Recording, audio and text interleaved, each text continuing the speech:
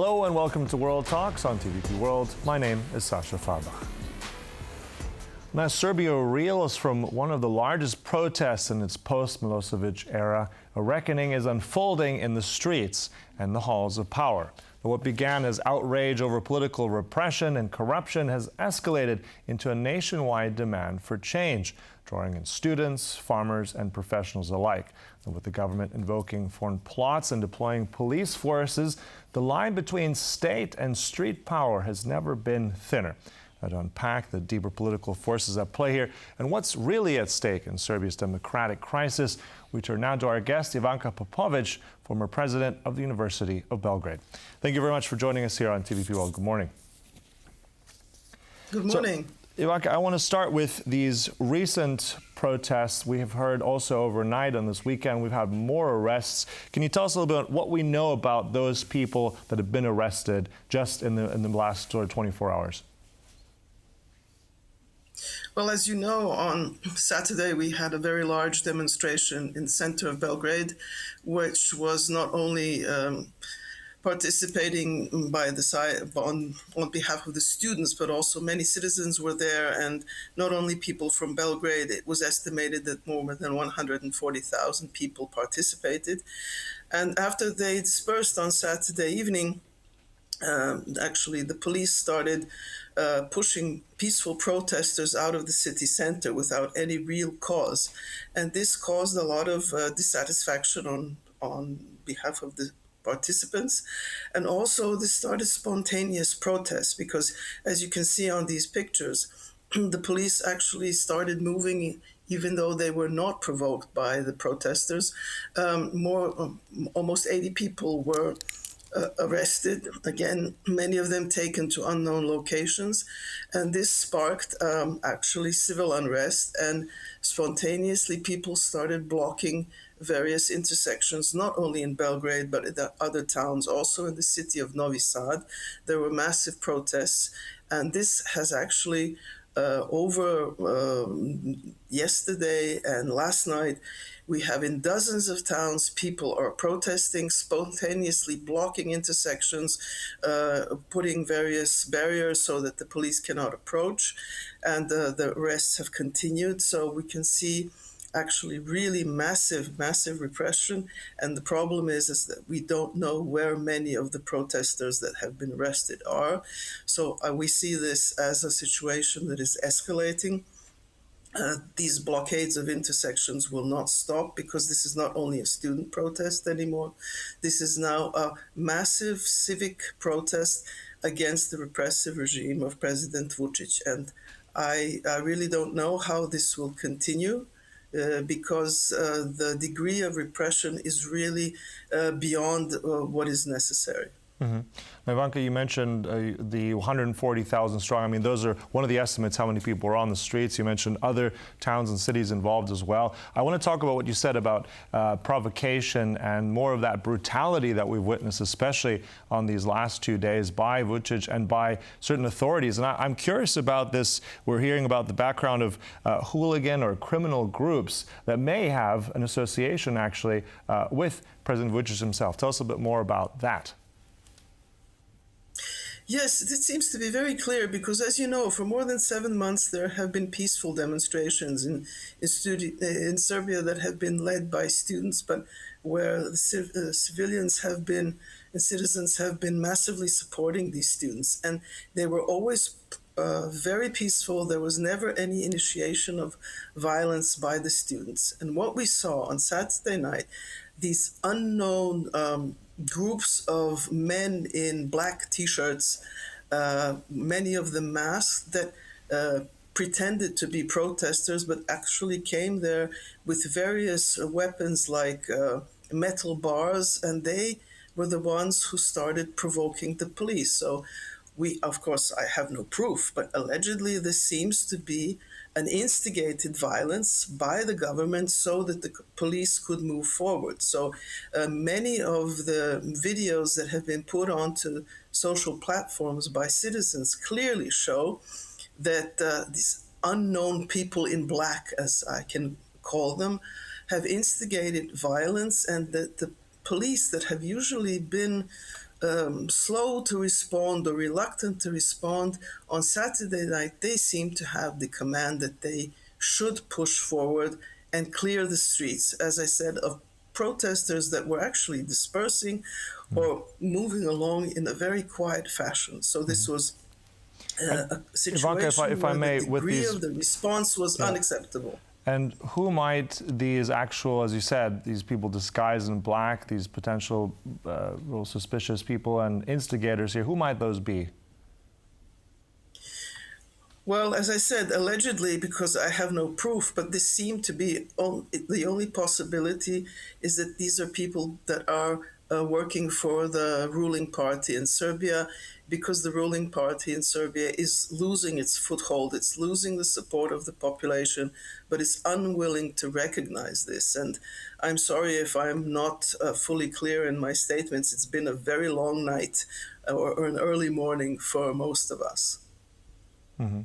And I was curious on this component because I think some of the information that's circulating around and some of the information we're seeing on social media online, there's a particular, let's say, link here, it seems to be, between these ultra groups, also Ultra Delia Ultras and President Vucic. And my question there is if you can expand on that a little bit, and at the same time, why hasn't Vucic come forward maybe as the president and distance himself from some of this violence? Well, as you know, President Vucic and the ruling party have for many years had ties with local hooligan groups of soccer clubs. And of course, these are not real fans of soccer clubs, but actually hooligan groups that are semi-criminal or completely criminal, that are utilized by the government and paid for by the government. I think that President Vucic finds it unacceptable that anyone can oppose his power. So in this respect, he is using all the means at his disposal, legal or illegal, to maintain his own power, because it's been very clear through this unrest led by the students that our country is in a crisis, in a deep crisis that can only be resolved by snap elections. And Mr. Vucic, of course, is not calling these elections because even though he claims to have the majority, if there were free and fair elections in Serbia, which we haven't had in years, I don't think that his party would win. And Mr. Vucic seems to be very reluctant to give up power, and that's why he is not distancing himself from these hooligans, but actually saying it's the students who are instigating the violence.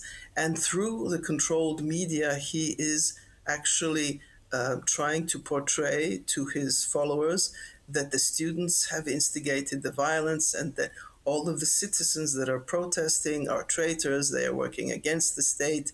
And it's looking very much, unfortunately, like those scenes from the 1970s in Latin American dictatorship. So it's a very sad story that we are witnessing here on, as far as Mr. Vucic is concerned.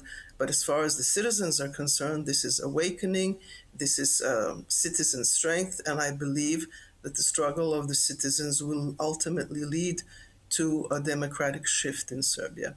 Mm-hmm. And also about this, as you said, the repression, it's seen to be escalating, it's becoming more violent. I mean, we've seen also some really powerful demonstrators, as you said, peacefully as well. I remember also the group cycling to Strasbourg to call for awareness. Yes. Right now, with how Vucic and his government is reacting, is this a sense of weakness on his part? Do you see this? Is he going to turn and tighten the news stronger? What kind of reaction would that have? Where are we going to see this in the next few days and weeks to come? Well, absolutely, I do think this is a weakness of the regime. And yes, I think the repression will become worse because I believe that this ruling party is not able to deal with issues in a democratic fashion, but that they can only use violence as repression, as a response. So I'm worried that there will be more violence, but I have to say also it's very important that citizens are not afraid. The fear that maybe exists before of consequences is now gone because people realize that there is no future for Serbia unless there is a change in who rules this country. Mm-hmm. And at the same time, we've not heard that Vucic is very much pleased about any sort of new snap elections. Also, in terms of very much leading this, I mean, we know it's a lot of the students, but it's also other citizens, as we mentioned, farmers and different civil society. But looking also, if there's a political shift, do we see any sort of particular leaders out of this? Do we have that yet? I mean, it's a movement, but is there some sort of, let's say, is there a leadership in all of this, or are we still waiting for that to come forward as opposition to him? Well, this movement has been very cautious as far as the students are concerned. Their movement has actually avoided putting forward any leaders, so in trying in this way to protect themselves from the repression of the government.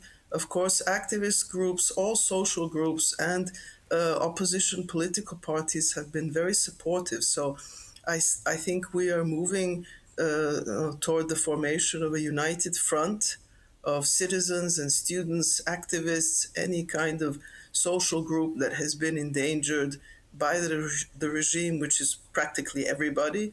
So I think we are going toward a united front, which means that eventually leaders will surface, because one of example, people that have become more prominent is the rector of the University of Belgrade, who is not really a political leader, but he has been supportive of the students and therefore has emerged as one of the recognizable figures in the movement at the moment.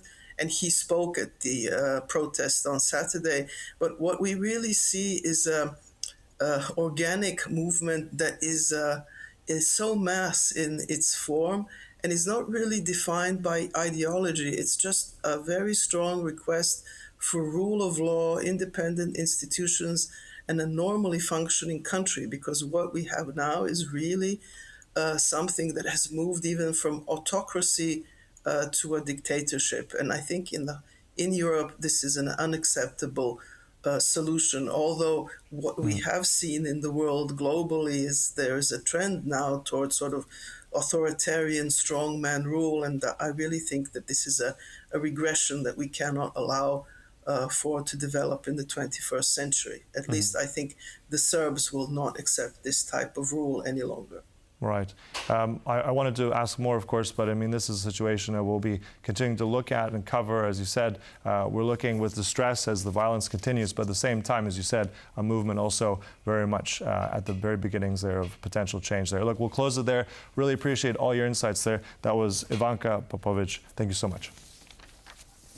Thank you so much for calling. And thank you for watching. That concludes World Talks, but stay tuned right here on TVP World for more. Goodbye.